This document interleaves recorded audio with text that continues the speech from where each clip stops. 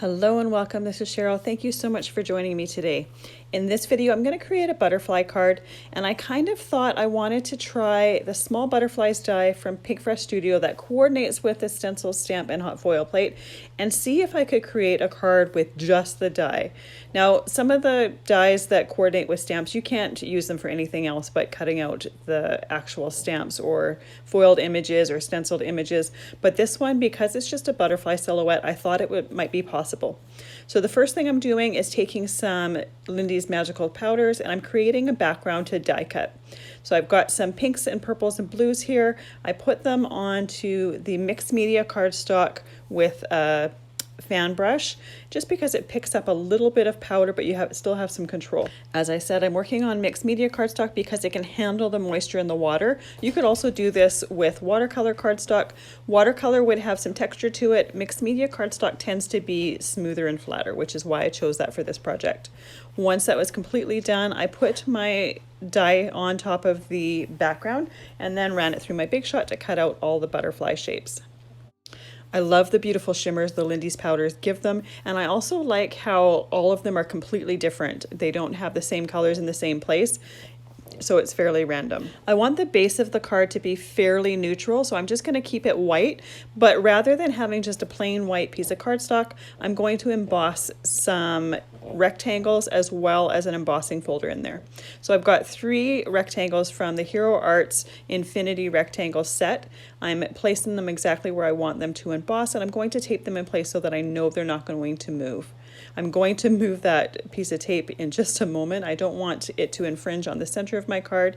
And I also used my fingers to take away some of the stickiness. Sometimes when you use the die tape, even though it's meant for this, sometimes it adheres to the cardstock really, really well. And when you pull it off after it's gone through the pressure of the die cutting machine, it will rip your cardstock. So by taking some of the stickiness away, I'm hoping to eliminate some of that. Once I have those dies in place, I'm putting it on the back of a 3D Spellbinders embossing folder. I flipped it over to make sure I knew exactly what was going to emboss, and then I taped it in place to make sure that that was also not going to shift in the die cutting machine. Now, I don't use 3D embossing folders a ton in my Big Shot, but I know they're different thicknesses than the Sizzix 3D embossing folders. So the first time I ring it through, my sandwich is actually a little bit too tight and I tear the paper, but I'm keeping it in here so that you can see that happened. So you can see that it tore right along the edge of one of the rectangles, and what you can actually see in the video is some of the embossing actually tore as well. Because the 3D folders from Spellbinders are different thicknesses, I'm still learning the sandwich to use with them in my Sizzix Big Shot machine. So this was just a test, but it's not going to look really nice on the front of a card, so I'm definitely going to redo it. I really like the embossing I got from that in the center, the floral image, and on my second try I don't get quite as much defined embossing, which is a bit of a disappointment, but because I don't get the tearing, it's definitely much better to not have it torn and have a little bit less 3D embossing.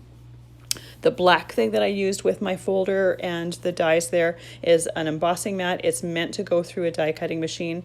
So I'm going to repeat the same process. I have those rectangles on there. I'm putting it on my embossing folder and taping it in place to make sure that it embosses exactly where I want it to go. This time I'm going to open up the top tab on my multi-purpose platform. I kind of put it through and I realized that there's not enough pressure. So I'm going to take some index stock, and it's just Nina index stock. I think it's either 65 or 80 pound.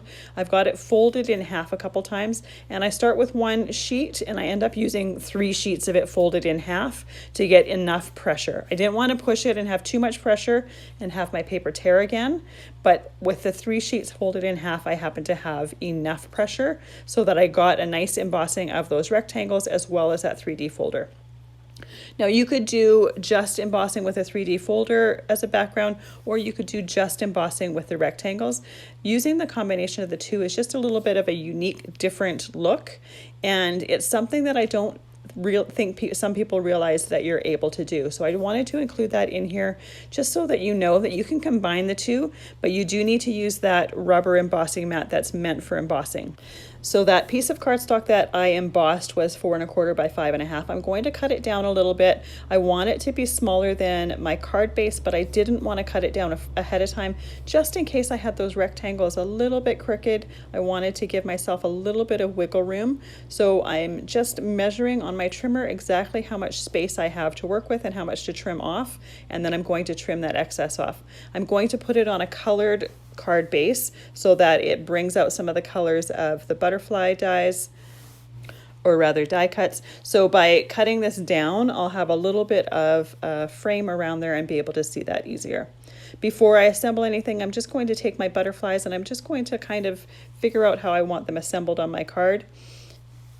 I'm folding them at the body part of the butterfly so that wings pop up a little bit. I want to make sure to have some dimension to this. I don't want the only dimension to be that white cardstock that was embossed.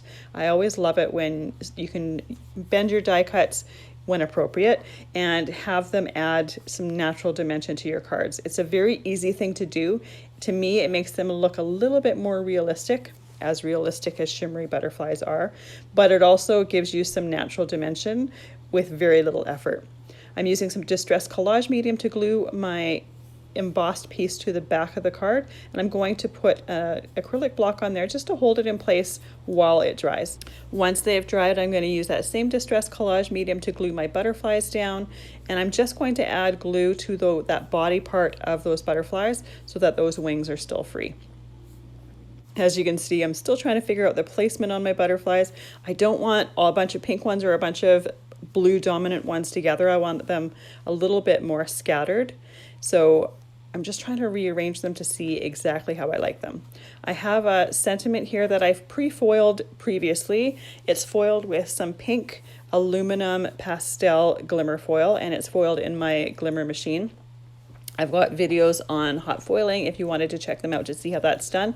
I always like to foil extra sentiments when I have my machine out and heated, and that way when I have a project that I'm in the middle of, I can just grab a sentiment really, really quickly and easily and use them on the projects. It's nice to have them on hand, and it's a great way to use up scraps and cardstock while you have your machine out and hot. It takes very little effort to do some extras at the same time. I'm using the distressed collage medium to glue everything down, and then I'm taking some Nouveau glitter drops and I'm going to put those on the body part of the butterflies. Typically when I'm using the stickles or glitter glue, I like to use white opalescent. Sometimes I'll use black. This time I'm going to use this color here. It's not a color I use very often, but I also didn't want to introduce black for the body because it's not anywhere on the card, and it coordinated nicely with the butterflies. The Nouveau glitter drops are really nice because they self-level themselves, so I don't have to worry about tapping my cardstock to level everything out. Once I have those on there, I'm going to let that completely dry, and in the end, I really, really like how this card looked. It's nice to know that you can use these butterfly dies for something other than just cutting out the stamped image or the foiled image or the stenciled image of those butterflies. Thank you so much for joining me today. I appreciate you being here. I hope you have a fabulous day.